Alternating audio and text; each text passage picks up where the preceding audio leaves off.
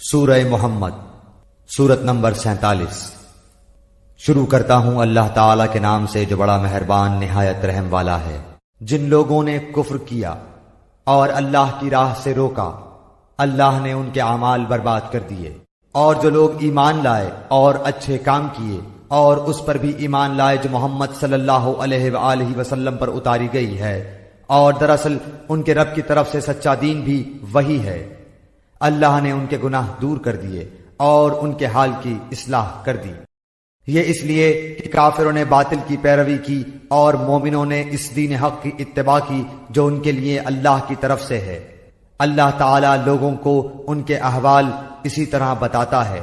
تو جب کافروں سے تمہاری مٹ بھیڑ ہو تو گردنوں پر وار مارو، جب ان کو اچھی طرح کچل ڈالو تو اب خوب مضبوط قید و بند سے گرفتار کرو، پھر اختیار ہے کہ خواہ احسان رکھ کر چھوڑ دو یا فدیہ لے کر تاوقتے کے لڑائی اپنے ہتھیار رکھ دے، یہی حکم ہے۔ اور اگر اللہ چاہتا تو خود ہی ان سے بدلہ لے لیتا، لیکن اس کا منشا یہ ہے کہ تم میں سے ایک کا امتحان دوسرے کے ذریعے سے لے لے۔ جو لوگ اللہ کی راہ میں شہید کر دیے جاتے ہیں، اللہ ان کے اعمال ہرگز ضائع نہ کرے گا، انہیں راہ دکھائے گا اور ان کے حالات کی اصلاح کر دے گا، اور انہیں اس جنت میں لے جائے گا جس سے انہیں شناسا کر دیا ہے۔ اے ایمان والو، اگر تم اللہ کے دین کی مدد کرو گے تو وہ تمہاری مدد کرے گا اور تمہیں ثابت قدم رکھے گا، اور جو لوگ کافر ہوئے انہیں ہلاکی ہو، اللہ ان کے اعمال غارت کر دے گا، یہ اس لیے کہ وہ اللہ کی نازل کردہ چیز سے ناخوش ہوئے، پس اللہ تعالی نے بھی ان کے اعمال ضائع کر دیے۔ کیا ان لوگوں نے زمین میں چل پھر کر اس کا معائنہ نہیں کیا کہ ان سے پہلے کے لوگوں کا نتیجہ کیا ہوا؟ اللہ نے انہیں ہلاک کر دیا، اور کافروں کے لیے اسی طرح کی سزائیں ہیں۔ وہ اس لیے کہ ایمان والوں کا کارساز خود اللہ تعالی ہے، اور اس لیے کہ کافروں کا کوئی کارساز نہیں۔ جو لوگ ایمان لائے اور انہوں نے نیک اعمال کیے، انہیں اللہ تعالی یقیناً ایسے باغوں میں داخل کرے گا جن کے نیچے نہریں جاری ہیں، اور جو لوگ کافر ہوئے وہ دنیا ہی کا فائدہ اٹھا رہے ہیں اور مثل چوپایوں کے کھا رہے ہیں، ان کا اصل ٹھکانہ جہنم ہے۔ ہم نے کتنی بستیوں کو جو طاقت میں تیری اس بستی سے زیادہ تھیں جس سے تجھے نکالا، ہم نے انہیں ہلاک کر دیا ہے جن کا مددگار کوئی نہ اٹھا۔ کیا پس وہ شخص جو اپنے پروردگار کی طرف سے دلیل پر ہو اس شخص جیسا ہو سکتا ہے جس کے لیے اس کا برا کام مزین کر دیا گیا ہو اور وہ اپنی نفسانی خواہشوں کا پیرو ہو؟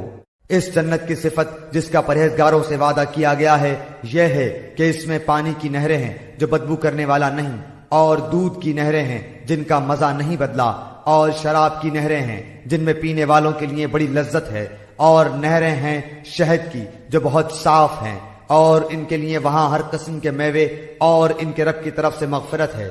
کیا یہ مثل اس کے ہیں جو ہمیشہ آگ میں رہنے والا ہے، اور جنہیں گرم کھولتا ہوا پانی پلایا جائے گا جو ان کی آنتوں کو ٹکڑے ٹکڑے کر دے گا؟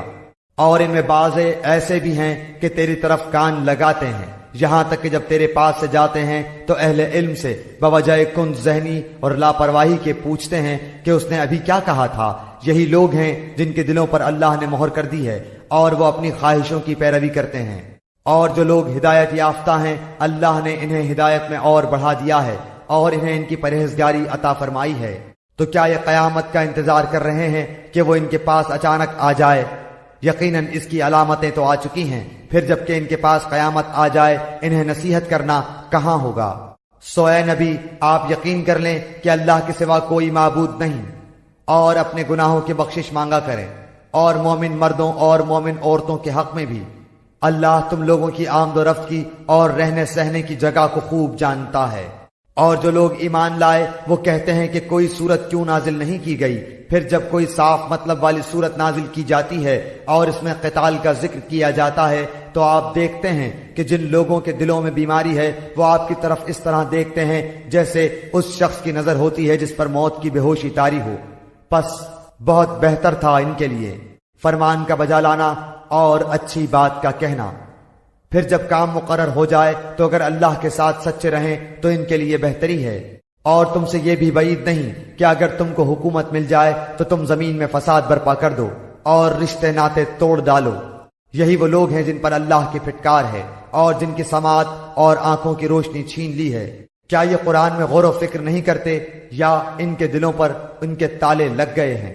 جو لوگ اپنی پیٹھ کے بل الٹے پھر گئے اس کے بعد کہ ان کے لیے ہدایت واضح ہو چکی، یقیناً شیطان نے ان کے لیے ان کے فعل کو مزین کر دیا ہے اور انہیں ڈھیل دے رکھی ہے۔ یہ اس لیے کہ انہوں نے ان لوگوں سے جنہوں نے اللہ کی نازل کردہ وحی کو برا سمجھا یہ کہا کہ ہم بھی عنقریب بعض کاموں میں تمہارا کہا مانیں گے، اور اللہ ان کی پوشیدہ باتیں خوب جانتا ہے۔ پس ان کی کیسی درگت ہوگی جبکہ فرشتے ان کی روح قبض کرتے ہوئے ان کے چہروں اور ان کے سرینوں پر ماریں گے، یہ اس بنا پر کہ یہ وہ راہ چلے جس سے انہوں نے اللہ کو ناراض کر دیا اور انہوں نے اس کی رضامندی کو برا جانا، تو اللہ نے ان کے اعمال اکارت کر دیے۔ کیا ان لوگوں نے جن کے دلوں میں یہ بیماری ہے یہ سمجھ رکھا ہے کہ اللہ ان کے کینوں کو ظاہر ہی نہ کرے گا؟ اور اگر ہم چاہتے تو ان سب کو تجھے دکھا دیتے، پس تو انہیں ان کے چہرے سے ہی پہچان لیتا، اور یقیناً تو انہیں ان کی بات کے ڈھب سے پہچان لے گا۔ تمہارے سب کام اللہ کو معلوم ہیں۔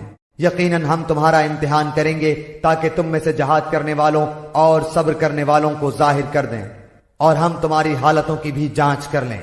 یقیناً جن لوگوں نے کفر کیا اور اللہ کی راہ سے لوگوں کو روکا اور رسول کی مخالفت کی اس کے بعد کہ ان کے لیے ہدایت ظاہر ہو چکی، یہ ہرگز ہرگز اللہ کا کچھ نقصان نہ کریں گے۔